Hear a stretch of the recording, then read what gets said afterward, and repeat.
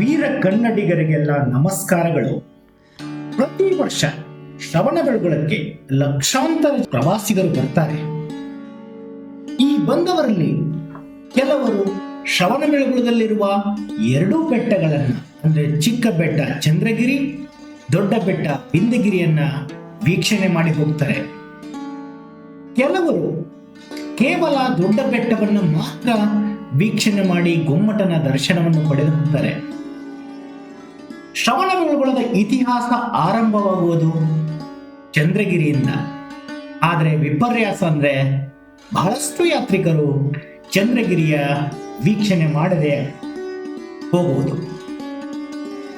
ಇವತ್ತು ನಾನು ಚಿಕ್ಕ ಬೆಟ್ಟದ ಸಂಕ್ಷಿಪ್ತ ಪರಿಚಯವನ್ನು ಮಾಡಲಿಕ್ಕೆ ಬಯಸ್ತೀನಿ.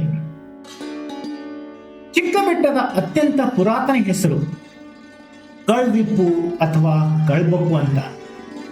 ಸುಮಾರು ಕ್ರಿಸ್ತಪೂರ್ವ 3ನೇ ಶತಮಾನದಿಂದ ಕ್ರಿಸ್ತಶಕ 12ನೇ ಶತಮಾನದವರೆಗೆ ಶ್ರವಣಬೆಳಗೊಳದ ಜೀವಾಳವಾಗಿರುತ್ತೆ ಮತ್ತು ಶ್ರವಣಬೆಳಗೊಳದ ಕೇಂದ್ರ ಬಿಂದುವಾಗಿರುತ್ತೆ ಈ ಚಂದ್ರಗಿರಿ ಅಥವಾ ಚಿಕ್ಕ ಬೆಟ್ಟ. ಒಂದು ಐತಿಹ್ಯದಂತೆ ಚಂದ್ರಗುಪ್ತ ಮೌರ್ಯ ಹಾಗೂ ಆತನ ಗುರುಗಳಾದಂಥ ಭದ್ರಬಾಹು ಮುನಿಗಳು ಈ ಬೆಟ್ಟಕ್ಕೆ ಬಂದಿದ್ರು, ಅಂದ್ರೆ ಕ್ರಿಸ್ತಪೂರ್ವ 3ನೇ ಶತಮಾನದಲ್ಲಿ ಬಂದಿದ್ರು ಅಂತ ನಂಬಲಾಗಿದೆ. ಆದರೆ ಇದನ್ನ ಸಮರ್ಥಿಸ್ತಕ್ಕಂಥ ಆಧಾರಗಳು ಕ್ರಿಸ್ತಶಕ 600ರಿಂದ ಈಚಿನವು. ಹೀಗಾಗಿ ಚಿಕ್ಕ ಬೆಟ್ಟದ ಅತ್ಯಂತ ಪುರಾತನವಾದ 2 ಶಾಸನಗಳಲ್ಲಿ ಈ ಬಗ್ಗೆ ಸ್ಪಷ್ಟವಾದ ಉಲ್ಲೇಖಗಳಿರುವುದರಿಂದ ಚಂದ್ರಗುಪ್ತ ಮೌರ್ಯ ಮತ್ತು ಆತನ ಗುರುಗಳಾದಂತಹ ಭದ್ರಬಾಹು ಮುನಿಗಳು ಇಲ್ಲಿ ಶ್ರವಣಬೆಳಗೊಳಕ್ಕೆ ಬಂದಿರುವುದು ಸಾಧ್ಯ ಅನ್ನೋದನ್ನು ನಾವು ನಂಬಬೇಕಾಗುತ್ತೆ. ಚಂದ್ರಗುಪ್ತ ಮೌರ್ಯ ಮತ್ತು ಆತನ ಗುರುಗಳಾದಂತಹ ಭದ್ರಬಾಹು ಮುನಿಗಳು ಇಲ್ಲಿಗೆ ಬಂದಾಗಿನಿಂದ ಸುಮಾರು ಕ್ರಿಸ್ತಶಕ 600ರವರೆಗಿನ ಕಾಲಾವಧಿಯಲ್ಲಿ ಈ ಅಜ್ಞಾತ ಬೆಟ್ಟವು ತಪಸ್ವಿಗಳ ಮತ್ತು ಸಾಧಕರ ಒಂದು ನೆಚ್ಚಿನ ಕೇಂದ್ರವಾಗಿರುತ್ತೆ. ಆದರೆ ಇಲ್ಲಿಗೆ ಬಂದು ಸಾಧನೆಯಲ್ಲಿ ತೊಡಗಿ ಸಮಾಧಿ ಹೊಂದಿದ ಸನ್ಯಾಸಿಗಳ್ಯಾರು ತಮ್ಮ ಬಗ್ಗೆ ಏನನ್ನು ಹೇಳಿಕೊಂಡಿಲ್ಲ. ಏಕೆಂದ್ರೆ ಮುಕ್ತಿಯೇ ಇವರ ಮುಖ್ಯ ಗುರಿಯಾಗಿತ್ತು. ಈ ಶ್ರವಣರಿಗೆ ಭೋಗ ವಸ್ತುಗಳಾಗ್ಲಿ ಲೋಕದ ಬೆಂಬಲವಾಗ್ಲಿ ಬೇಕಾಗಿರಲಿಲ್ಲ. ಅಜ್ಞಾತ ವಾಸವನ್ನೇ ಅಪೇಕ್ಷಿಸಿದ್ದ ಇವರ ಜೀವನ ವಿವರ ಹಾಗೂ ಸಾಧನೆಯ ಸ್ವರೂಪ ಇಂದಿಗೂ ಇತಿಹಾಸಕ್ಕೆ ನಿಲುಕದಾಗಿದೆ. ಕ್ರಿಸ್ತಶಕ 7ನೇ ಶತಮಾನದ ಆರಂಭದಲ್ಲಿ ಶ್ರವಣಬೆಳಗೊಳವು ಒಂದು ನಿರ್ಜನ ಪ್ರದೇಶವಾಗಿರುತ್ತೆ. ಇದರ ಸುತ್ತಲೂ ದಟ್ಟವಾದ ಕಾಡು ಇದ್ದು ಅದರಲ್ಲಿ ಕ್ರೂರ ವನ್ಯ ಪ್ರಾಣಿ ಪಕ್ಷಿಗಳು ವಾಸಸ್ಥಾನವಾಗಿತ್ತು. ದೇಹ ದಂಡನೆ ಯಾಚಿಸುವವರಿಗಲ್ಲದೆ ಉಳಿದವರಿಗೆ ಚಿಕ್ಕ ಬೆಟ್ಟದ ಕಲ್ಲು ಹಾಸಿಗೆ ಅಷ್ಟೊಂದು ಹಿತಕರವಾಗಿರಲಿಲ್ಲ. ದೈಹಿಕ ಸಂಪತ್ತನ್ನು ಸೂರೆಗೊಳ್ಳಲು ಆದರ್ಶ ಕನವಾಗಿದ್ದ ಈ ಬೆಟ್ಟವು ಈ ಗುರಿ ಹೊಂದಿದ ಅನೇಕ ಶ್ರಮಣಕಂತಿಯರನ್ನು ಆಕರ್ಷಿಸತೊಡಗಿತು. ಭದ್ರಬಾಹು ಮುನಿಗಳು ಇಲ್ಲಿ ದೇಹಾಂತಗೊಂಡದ್ದು ಈ ಬೆಟ್ಟದ ಪಾವಿತ್ರ್ಯತೆಯನ್ನು ಹಿರಿಮೆಯನ್ನು ನೂರ್ಮಡಿಗೊಳಿಸಿ ಹೆಚ್ಚು ಹೆಚ್ಚು ಭಕ್ತರನ್ನ ಆಕರ್ಷಿಸತೊಡಗಿತು. ಕ್ರಿಸ್ತಶಕ 7ನೇ ಶತಮಾನದಿಂದ ಚಿಕ್ಕ ಬೆಟ್ಟವು ಸಮಾಧಿ ಅಥವಾ ಇಚ್ಛಾಮರಣವನ್ನು ಬಯಸುವವರ ನೆಚ್ಚಿನ ಕೇಂದ್ರವಾಯಿತು. ಇದನ್ನು ತೀರ್ಥಗಿರಿ, ಋಷಿಗಿರಿ ಅಂತ 7ನೇ ಶತಮಾನದಲ್ಲಿ ಕರೆಯಲಾಗಿದ್ರು. ಕಟವಪ್ರ ಅಂದ್ರೆ ಗೋರಿ ಅಥವಾ ಸಮಾಧಿ ಬೆಟ್ಟ ಎಂಬ ಹೆಸರೇ ಹೆಚ್ಚು ಪ್ರಸಿದ್ಧಿಯಾಯಿತು. ಅದನ್ನೇ ಹೆಚ್ಚು ಬಳಸಲಾಯಿತು. ಮರ ಬಂಡೆಗಳ ಚಾಟನ್ನು ಬಿಟ್ಟು ಯಾವ ಸೌಕರ್ಯಗಳು ಅಂದು ಕಟವಪ್ರದ ಮೇಲೆ ಇರಲಿಲ್ಲ. ಸಮಾಧಿ ಹೊಂದುವುದು, ಹೀಗೆ ಸ್ವರ್ಗಸ್ಥರಾದವರ ಗೌರವಾರ್ಥ ಸ್ಮಾರಕಗಳನ್ನು ಕೊರೆಸುವುದು ಈ ಕಾಲಾವಧಿಯಲ್ಲಿ ಹೆಚ್ಚು ಪ್ರಚಾರಕ್ಕೆ ಬಂತು. ಮರಣ ಬಯಸಿ ಬರುತ್ತಿದ್ದವರಲ್ಲಿ ಬಹುತೇಕ ಜನರು ಶ್ರಮಣಕಂತಿಯರು ಆಗಿದ್ರು. ಗ್ರಾಸ್ತ ಶಿಷ್ಯರು ಹೆಸರುಗಳು ಇಲ್ಲಿ ಕೇಳಬರ್ತವೆ. ಮರಣ ಬೇಡಿ ಇಲ್ಲಿಗೆ ಬಂದವರಲ್ಲಿ ಕೊಳತ್ತೂರು ಮತ್ತು ಮಯೂರು ಗ್ರಾಮ ಸಂಘಗಳ ಶ್ರಮಣಕಂತಿಯರ ಹೆಸರುಗಳು ಇಲ್ಲಿ ದೊರೆಯುತ್ತವೆ.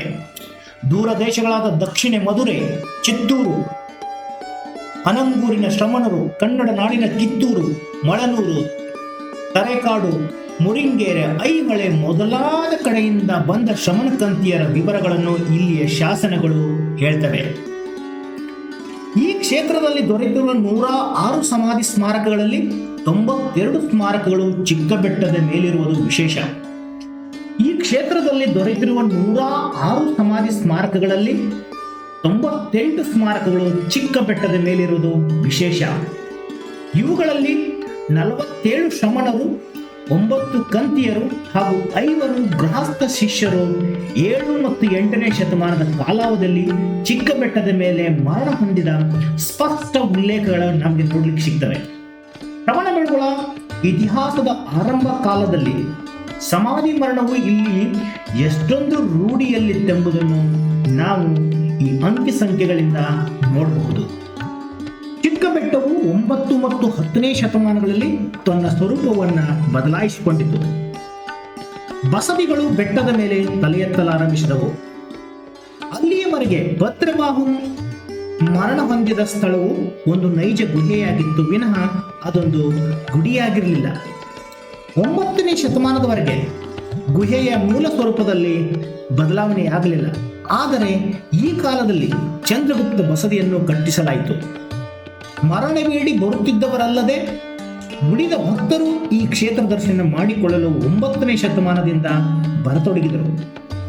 ಯಾತ್ರೆಯಿಂದ ಆನಂದಪಟ್ಟು ಜೀವನದಲ್ಲಿ ಸಾರ್ಥಕತೆ ಕಂಡವರು ಈ ಬೆಟ್ಟದ ಮೇಲೆ ತಮ್ಮ ಯಾತ್ರೆಯ ಬಗ್ಗೆ ವಿವರ ಕೊಟ್ಟಿರುವರು.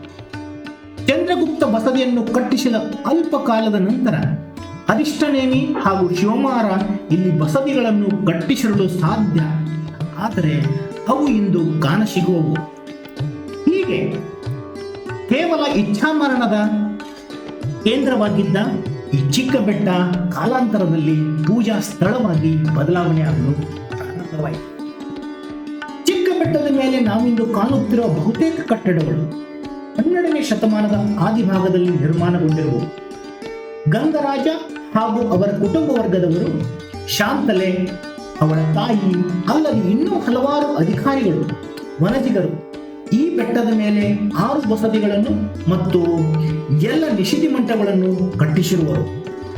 ಇವರ ಕಟ್ಟ ಉದಾರದತ್ತಿಯಿಂದ ಬೆಳಗೊಳದ ದೇವಾಲಯಗಳೆಲ್ಲ ಸಂಪದ್ಭರಿತವಾದವು.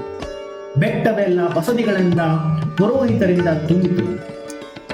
13ನೇ ಶತಮಾನದ ನಂತರ ಚಿಕ್ಕ ಬೆಟ್ಟವು ಬೆಳಗೊಳದ ಪ್ರಮುಖ ಕೇಂದ್ರವಾಗಿರದೆ ಅದರ ಒಂದು ಅಂಗವಾಗಿ ಮುಂದುವರಿಯಿತು. ಈಗಿನ ಒರಟು ಕೋಟೆ ಗೋಡೆ, ಪಾರ್ಶ್ವನಾಥ ಬಸದಿ ಎದುರು ನಿಂತಿರುವ ಮಾನಸ್ತಂಭ, ಭದ್ರಬಾಹು ಗುಹೆಯ ಮಂಟಪ ಬಿಟ್ಟು ಇಲ್ಲಿ ಯಾವ ಕಟ್ಟಡವು 13ನೇ ಶತಮಾನದ ನಂತರ ನಿರ್ಮಾಣಗೊಂಡಿರುವುದಿಲ್ಲ. ವಿಶೇಷ ಘಟನೆಗಳು ಅಪರೂಪವಾದಂತೆ ಶಾಸನಗಳನ್ನು ಹೊರಸುವುದು ಅಪರೂಪವಾಗತೊಡಗಿತು. ಹೀಗೆ ಚಿಕ್ಕ ಬೆಟ್ಟಕ್ಕೆ ತನ್ನದೇ ಆದಂತಹ ಇತಿಹಾಸವಿದೆ.